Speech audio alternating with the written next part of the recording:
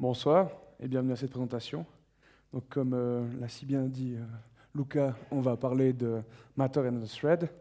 Donc, c'est quoi Matter et Thread? C'est deux nouveaux standards qui ont pour but d'essayer d'unifier la domotique. Donc, je vais vous parler un peu d'abord de moi. Donc, moi, j'ai d'abord fait un apprentissage d'informaticien au RFSM que j'ai fini en 2017.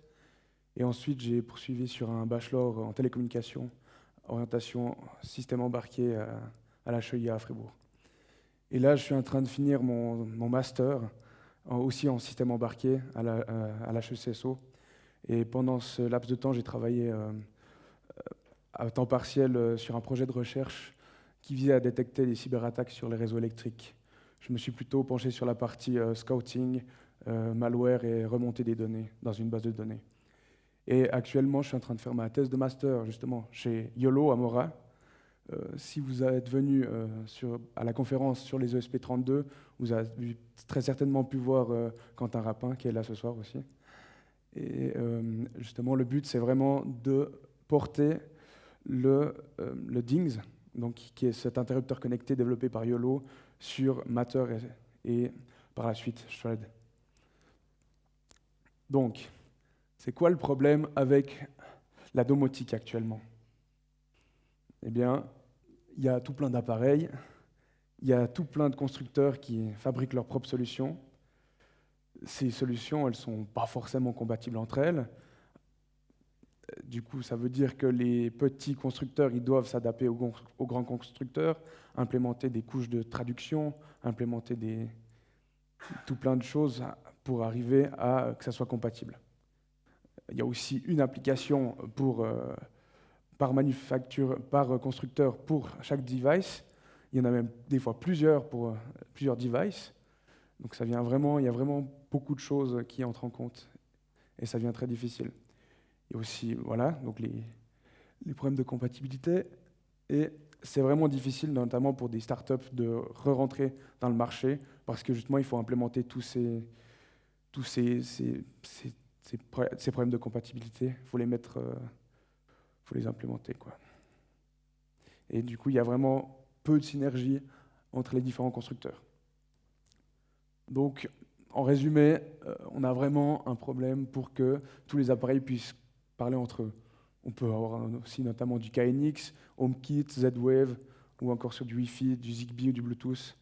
Et comme on a pu le voir aussi avant, avec les smart meters, DLMS, COSEM, et si vous avez encore des panneaux solaires, vous avez certainement un onduleur qui fonctionne sur Modbus avec la norme SunSpec.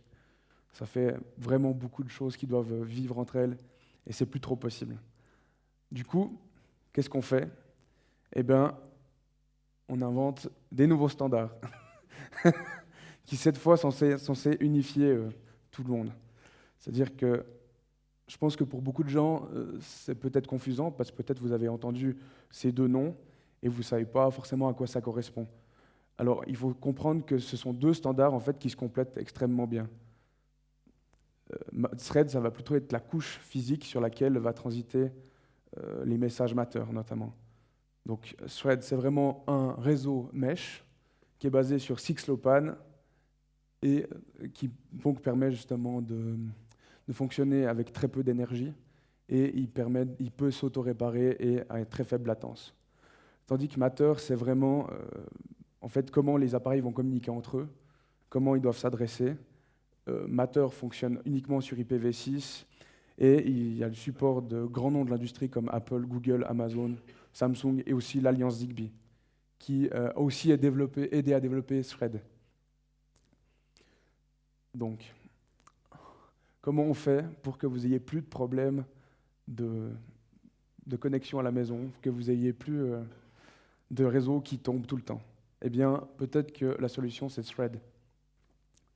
Donc, Thread, c'est quoi? C'est un réseau maillé où on va avoir différents rôles à disposition. Donc, en fait, ce qu'il faut savoir, c'est que les appareils, ils auront différents rôles en fonction de où ils se trouvent dans le réseau et en fonction des capacités qu'ils ont. Donc, notamment, on a les thread routers qui permettent justement de router les messages à l'intérieur du réseau. et le thread leader qui, lui, va permettre de chapeauter tout ça. Les end devices, quant à eux, ça va être vos autres appareils, finalement, qui n'ont pas forcément le besoin de devenir des routeurs ou qui n'ont pas la capacité de devenir des routeurs parce qu'ils peuvent se retrouver sur des piles. Et on a également le border router qui permet de faire la liaison entre un réseau Wi-Fi, Ethernet et le réseau Thread. Donc, comme j'ai dit précédemment, il n'y a pas de single point of failure, c'est-à-dire que dans le Wi-Fi, si votre routeur Wi-Fi il tombe, le réseau il est mort, quoi. Et dans Zigbee, on a un coordinateur, et si ce coordinateur il est mort, tout le réseau est mort aussi. Donc, c'est basé sur 802.15.4, qui est la même norme que Zigbee ou Bluetooth. On n'a plus de problème de coverage, parce que moi, typiquement à la maison, mon Wi-Fi ne passe pas très bien les murs, mais là, si on a des appareils dans différentes pièces, eh bien, on va pouvoir augmenter la portée globale de notre réseau. Aussi, c'est sécurisé, parce qu'on a une encryption AES, on ne peut pas écouter, le média puis savoir quel message transite dessus. Et le routage est basé sur RipNG. Alors, comme j'ai dit précédemment, c'est un 6LoWPAN, donc c'est-à-dire que c'est quand même un réseau IPv6, c'est-à-dire que des applications comme HTTP et MQTT sont également disponibles. Et bien sûr, il n'y a pas besoin de concentrateur, c'est-à-dire que les nœuds peuvent parler entre eux sans avoir besoin de communiquer avec un nœud central absolument. Et bien sûr, un des intérêts qu'on a vraiment, par exemple pour des lumières, c'est d'avoir une faible latence. Ce qu'il faut par contre noter, c'est aussi le low power aussi, les batteries. C'est-à-dire qu'en fait, en rendant les appareils, en faisant qu'ils peuvent s'endormir, ce qu'on appelle des sleepy end devices, on peut les mettre sur batterie, AAA notamment, et ils vont quand même pouvoir fonctionner sur un réseau IP. Alors que dans du Wi-Fi, ça ne serait pas possible, et Zigbee, c'est quand même assez compliqué. Et finalement, il faut noter aussi que ce n'est pas vraiment adapté pour des applications de streaming. Typiquement, pour faire un interphone en Matter, on ne le mettrait pas sur du Thread. On le mettrait plutôt sur du Wi-Fi ou bien Ethernet. Donc voilà, on va parler un peu de la couche physique. Maintenant, on va passer plutôt à comment les appareils ils peuvent communiquer entre eux. Donc ça, c'est fait grâce à Matter. Et Matter, c'est nouveau, mais on espère finalement que ça va devenir plus prégnant et que tout le monde va l'utiliser. Comme ça nous arrangerait tous un peu, mieux quand même. Donc Matter, c'est quoi?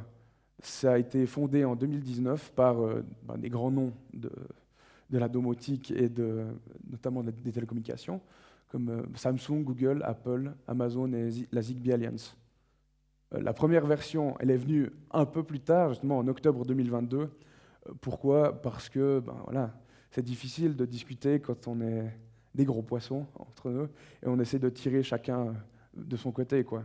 Mais il faut quand même trouver comme des compromis pour produire un standard qui soit acceptable.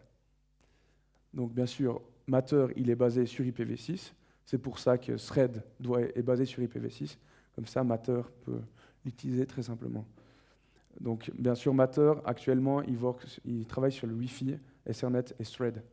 Donc pour du Zigbee, ce n'est pas vraiment fonctionnel, il faut utiliser des couches de traduction. Comment on fait pour que les appareils puissent discuter entre eux? En fait, on implémente des modèles d'appareils qui sont connus de tous, et en fait, grâce à ça, ça permet de savoir comment allumer une lampe, ou bien comment fonctionne un interrupteur.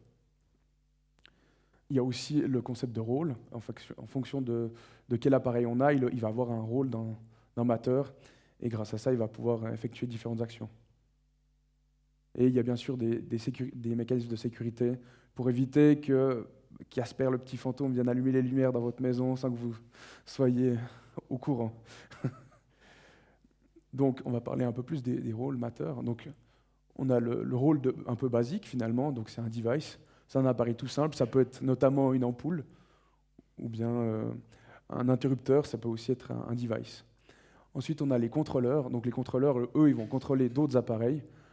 Ça peut être notamment soit le téléphone, soit le hub connecté, ou bien aussi le switch, c'est aussi un contrôleur en plus d'être un device. Et on a aussi le Matter Administrator. Donc celui-là, il va permettre de gérer les privilèges et tous les devices qui sont à l'intérieur de sa fabrique. On va parler de la fabrique un peu plus en détail après. Et finalement, il y a le Matter Commissioner qui, lui, sert réellement à comment ajouter des nouveaux appareils dans la fabrique Matter. Alors, je vous ai parlé du device model avant. Ça explique vraiment comment fonctionnent les appareils entre eux. Donc, comme dans beaucoup d'autres spécifications, on va vraiment se baser sur une méthode orientée objet. C'est-à-dire qu'on va avoir tout en haut nos deux nodes qui sont un node d'un Matter, c'est des appareils qui ont une adresse IPv6. Et ces nodes, ils vont être constitués d'endpoints. Ils vont toujours avoir le endpoint 0, qui est le root node. C'est ce vers quoi on va essayer d'aller pour savoir quelles sont les capacités justement de notre node. Et il va avoir à disposition tous les autres endpoints. Comme ça va permettre de savoir vers quoi ce qu'on va avoir sur le node. Donc là, si on prend cet exemple, qui est tout simple, on a le endpoint 1 du light switch, donc, qui est un on-off light switch. Ça, c'est défini dans la norme, dans le device data model de Matter. Et du côté de notre ampoule, donc, on a aussi un endpoint qui est un on-off light. Et donc, ces endpoints, quant à eux, ils vont avoir des clusters, et c'est les clusters qui vont implémenter les fonctionnalités. Donc, typiquement, le cluster du light switch, il va avoir un cluster client on-off qui va se connecter au cluster on-off serveur du light bulb. Et en faisant ça, il va pouvoir changer son état, par exemple de le passer à 1, ce qui va allumer l'ampoule. Et il y a justement, c'est grossièrement comme ça que ça fonctionne, dans la plupart des cas. Donc, dans l'interaction model, on a trois grands types de transactions. Donc, on a les read transactions qui permettent d'aller lire l'état d'un endpoint et de ses clusters. On a la write transaction qui permet justement d'écrire l'état d'une target. Et le invoke transaction qui va permettre d'invoquer une méthode. Il y a aussi d'autres types de transactions qui sont notamment les time transactions qui permettent justement de mettre un timeout avant la fin de la transaction. Et les souscriptions qui permettent justement de demander à un endpoint de renvoyer régulièrement des mises à jour concernant son état. Ensuite, comme parlé précédemment, dans Matter, on a le concept de fabrique. Donc, ce qu'il faut comprendre des fabriques, c'est que c'est des groupes de sécurité ou des groupes de confiance. C'est-à-dire que là, on a la fabrique A qui est là et les appareils dans la fabrique A, ils peuvent discuter entre eux, mais ils ne peuvent pas discuter avec la fabrique B. Et c'est quoi une fabrique? En fait, une fabrique, c'est des appareils qui partagent la même autorité de certification et l'identifiant de fabrique. Donc les appareils dedans peuvent communiquer entre eux. Et du coup, dans le premier cas, là, on a deux fabriques différentes où les appareils ne peuvent pas communiquer entre eux. Comment on fait? Parce qu'on aimerait quand même pouvoir discuter avec des appareils d'une autre fabrique. Eh bien, c'est ce qui est montré sur le schéma. On peut commissionner un device dans une autre fabrique. Typiquement, si on prend la prise connectée de la fabrique B, on va pouvoir la commissionner dans la fabrique A et elle sera atteignable depuis les deux fabriques en même temps. Et ça permettra justement de la contrôler, par exemple avec le switch de la fabrique A et le switch de la fabrique B. Donc ça veut aussi dire que des appareils qui ne sont pas sur le même réseau physique, ils peuvent ne pas être dans la même fabrique, mais des appareils qui sont sur le même réseau physique ne sont pas aussi forcément dans la même fabrique. C'est vraiment décorrélé du réseau physique. Donc, un autre aspect, finalement, c'est comme tous les appareils Matter auxquels on va avoir affaire, ils n'ont pas forcément d'écran, ils n'ont pas forcément d'interface graphique. Comment on va savoir dans quel état ils sont? Et comment on va faire justement pour leur mettre une adresse IP et les ajouter dans cette fabrique et faire qu'on puisse communiquer avec. Donc tout ça, ça se passe dans l'étape de commissioning. Donc dans un premier temps, le commissioning, l'appareil commissionné, il va s'annoncer, en général en Bluetooth, c'est la méthode qui est la plus supportée, et le commissionneur, lui, il va voir ça, et il va aussi en fait scanner le QR code afin de ouvrir une session Passcode Authenticated Session. Cette session, en fait, elle est négociée grâce aux paramètres qui sont contenus dans le QR code, qui a été scanné par le commissionneur, et les différents éléments qui sont sur le commissionné. Ensuite, le commissionné, lui, va envoyer justement un certificat qui authentifie que c'est un vrai appareil mateur, et il va donner ces informations.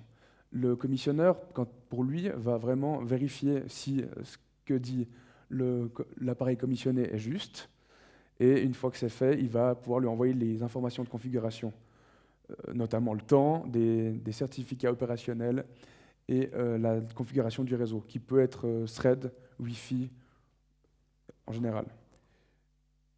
Donc, ensuite, il peut rejoindre le réseau grâce aux identifiants qu'il a reçus, et il va faire une session authentifiée par un certificat. Et notre appareil est sur la fabrique et le réseau master, thread ou Wi-Fi. Donc, ensuite, j'ai fait un petit chapitre qui s'appelle la conservation de la matière, mais c'est plutôt comment on fait, parce que finalement, Matter, c'est un nouveau standard, mais il y en a plein d'autres qui existent, et puis qu'est-ce qui va se passer? Si c'est tellement bien, pourquoi est-ce que je ne devrais pas acheter toutes mes vieilles affaires connectées, quoi? C'est un peu ça la question qu'on se pose. Eh bien, non, pas forcément. Parce qu'en fait, si votre appareil supporte le Zigbee, le Bluetooth ou bien le Wi-Fi, et qu'on peut le mettre à jour, eh bien, on peut très probablement le transformer en bridge Matter. Un bridge Matter, c'est un appareil Matter en fait, qui va avoir des endpoints qui vont être dynamiques et qui va justement pouvoir contrôler d'autres appareils, notamment des ampoules Philips Hue qui sont en Zigbee. Donc, c'est-à-dire que les ampoules Philips Hue, elles vont apparaître comme endpoints sur le Matter Bridge du Philips Hue. Et ça peut être fait avec plein de choses, que ce soit notamment du KNX. Il y a une entreprise qui fait un bridge KNX, c'est aussi assez intéressant. Donc, si vous avez vous fabriquez des appareils connectés et que vous devez le mettre à jour, vous pouvez. Donc, c'est pas trop mal. Parce que dans d'autres standards, c'est pas forcément prévu pour faire ça. Ensuite, on va parler d'un aspect un peu plus pratique. Donc, comment seraient des mateurs? Voilà, on a des beaux logos, mais qu'est-ce qu'il faut faire pour pouvoir les mettre sur ces produits? Et voilà, alors il y a tous des aspects de certification qui rentrent en compte. On va parler de Thread dans un premier temps.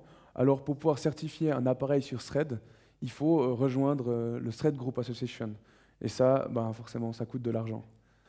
Et ensuite, une fois qu'on a notre appareil développé pour Thread, on va pouvoir l'envoyer à un labo de test qui va aussi coûter de l'argent et qui va nous dire si notre appareil il peut supporter Thread et s'il supporte Thread sans problème. Une fois que ça c'est fait, on peut aussi rejoindre l'alliance CSA qui gère Matter. En fait, c'est la Zigbee Alliance qui a changé de nom, hein, le CSA Alliance. Et pour pouvoir certifier un appareil Matter, en fait, il faut certifier le réseau de transport sous-jacent, que ce soit Wi-Fi, Thread ou bien même Bluetooth pour le commissioning. Et comme précédemment, le processus il va demander d'envoyer un appareil dans un labo pour qu'il soit certifié. Maintenant, comment on fait pour développer un appareil Matter, en fait? Parce que c'est assez complexe, finalement, de se dire comment je fais pour tester si les messages que j'envoie, ils sont corrects ou pas. Alors, ce qu'il faut savoir, c'est que Matter, en fait, c'est déjà mis à disposition sur un repository GitHub, et la plupart, justement, des fabricants de DevKit, comme Espressif, on a là, ils vont mettre à disposition une version de Matter pour leur board à eux. Donc, dans notre premier cas, là, on va vraiment développer notre appareil Matter sur l'Espressif. Là, c'est un ESP32, ça peut être un ESP32 C6 notamment, qui supporte Thread et Wi-Fi. Et on va avoir de notre côté justement un border router basé sur OpenThread, qui est la stack border router développée en open source par Google. Et avec aussi ChipTool. ChipTool, c'est un Matter commissioner, un Matter administrateur, puis un Matter contrôleur aussi, qui permet justement d'envoyer les commandes au DevKit de l'ESP32 qui représente notre device. On a aussi une autre alternative, que vous allez voir, c'est au lieu d'utiliser la version open source, finalement, avec l'OpenThread Border Router et le Chip Tool, on peut utiliser le Google Nest Hub Gen 2 que j'ai là, et qui permet aussi de commissionner des appareils en Matter, que ce soit sur Wi-Fi ou sur Thread. Donc, je pense que vous doutez que si j'ai le Google Nest Hub Gen 2 ici, c'est un peu l'heure de la démo. Alors,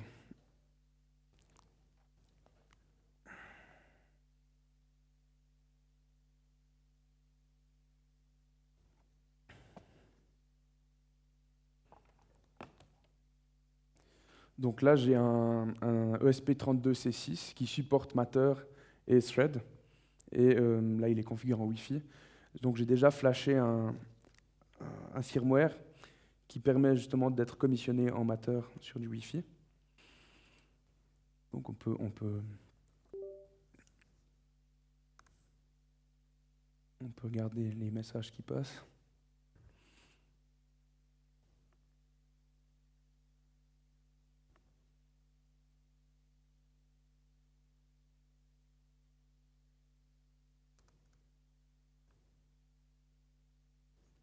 Si je le redémarre.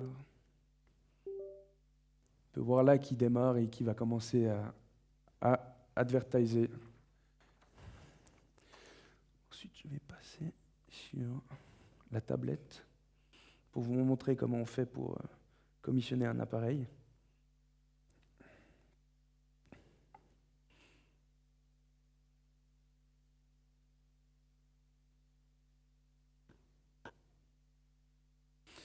Alors, notamment j'ai l'application Google Home qui permet justement de commissionner des appareils Matter.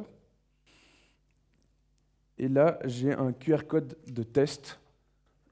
J'ai flashé les bons identifiants sur le SP32. Et en scannant le QR code, il va commencer à le commissioning. Donc on lui dit qu'on est prêt. Là, on a la petite icône de l'appareil qu'on veut commissionner, qui est un Dings, hein, si vous connaissez déjà.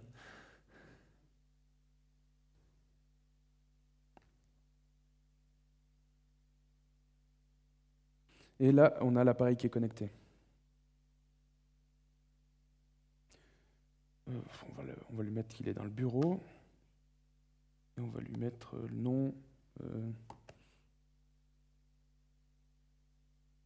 Dings. Voilà.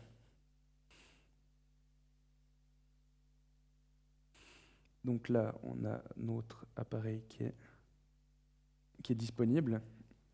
Et si, en gros, c'est une ampoule connectée. Et si j'appuie là, normalement, le Dings va s'allumer avec la LED qui est présente. On peut lui faire varier l'intensité et on peut aussi voir que... voilà. Donc c'est comme ça qu'on peut développer un device Matter avec un ESP32 et un Google Nest Hub 2.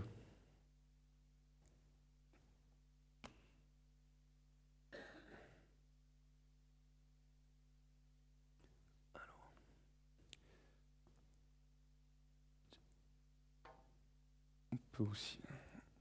Ensuite, je vais un peu vous parler de trucs plus pratiques sur Matter, sur quel est l'état finalement de ces nouveaux standards qui sont à disposition, puis qu'est-ce qu'ils deviennent, quoi. Donc c'est vrai que Matter, c'est vraiment très nouveau et ça manque un peu de maturité, c'est vrai. Il y a encore 2-3 choses qui ont besoin d'être changées et d'être retravaillées. Mais c'est ce qu'ils sont en train de faire parce que justement, il y a la version 1.4 qui est sortie au mois de novembre et qui intègre différents changements, notamment sur les routeurs Thread, les border routers Thread, afin qu'on puisse setter les credentials de manière plus simple et éviter que des appareils comme celui-ci, en fait, si on en a plusieurs, qui génèrent chacun leur réseau Thread. Ensuite, Thread, c'est vraiment une bonne opportunité pour les nouveaux fabricants d'appareils parce que ça leur permettra d'intégrer facilement les nouveaux appareils dans des installations existantes. Et oui, ça représente vraiment une opportunité pour amener justement la domotique à plus de gens, finalement, qui ont du mal à se retrouver parmi tous les autres protocoles et standards qui sont déjà à disposition. Ensuite, tout en bas, j'ai mis un site web qui est en fait un blog qui n'est pas du tout affilié avec Matter, mais qui donne pas mal d'insights et de conseils concernant Matter. Il y a aussi notamment une liste d'appareils qui supportent Matter ou qui vont supporter Matter. Et je pense que ça peut être intéressant si ce sujet vous intéresse. Donc, pour moi, c'est tout. Je pense qu'on peut passer aux questions. Merci beaucoup Antoine pour ta présentation. Là, je me tourne du coup vers l'audience qui a écouté ta présentation. Y a-t-il des questions concernant Matter?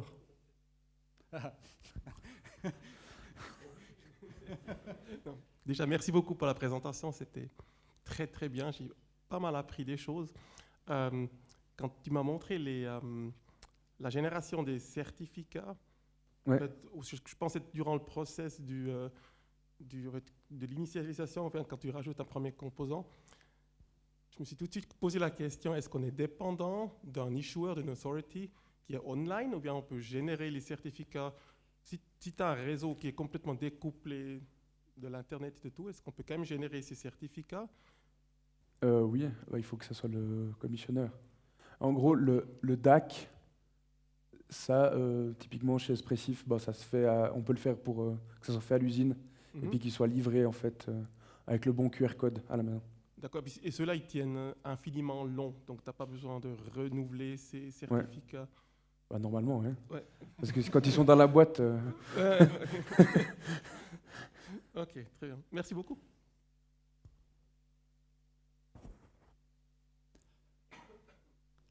D'autres questions? Oui, il y en a une. Ouais, merci beaucoup pour la présentation. Ces certificats, c'est quoi comme crypto? C'est ECDH normalement. Ça dépend de ce qu'on... Ouais, c'est du SSL-TLS, ouais. Mais... Ouais, il y a des questions auxquelles on pourra Est-ce répondre. que c'est après. RSA, est-ce que c'est DSA, est-ce que c'est ça la question ou bien c'est ça? Ouais. Est-ce qu'il y a des elliptiqueurs, fausses quantiques, etc. Ouais. Alors ça, je sais pas vraiment, mais... Mais ouais, c'est conçu comme une public infrastructure. Ouais.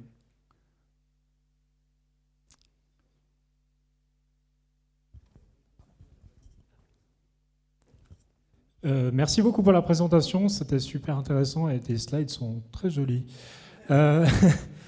J'avais une question sur le routage de thread.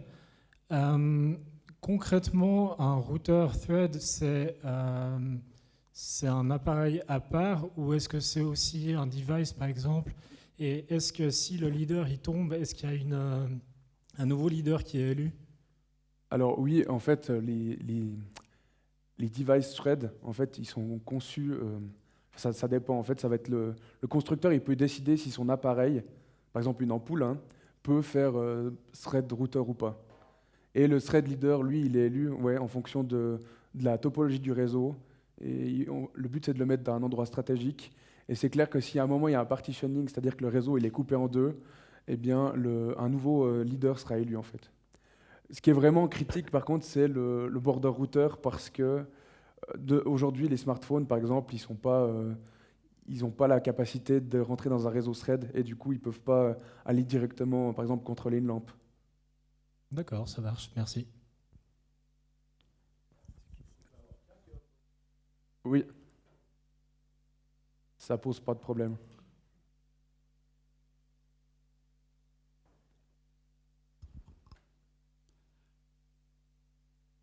Moi, j'avais peut-être une dernière question. Je fais du shopping compulsif. J'ai un problème. Une fois que j'ai commissionné mon appareil, je ne peux plus le décommissionner pour le vendre ou ça, ils ont oublié? Alors, notamment, les ampoules Nanolith, c'est bien conçu quand même, mais du coup, ça veut dire qu'on doit s'amuser avec l'interrupteur jusqu'à que l'ampoule devienne rouge, par exemple. Et là, ça veut dire que les credentials de la fabrique, ils sont effacés. Merci, merci beaucoup. S'il n'y a pas une toute dernière pour la route, alors je prends vite la parole et surtout le binaire. Merci beaucoup Antoine.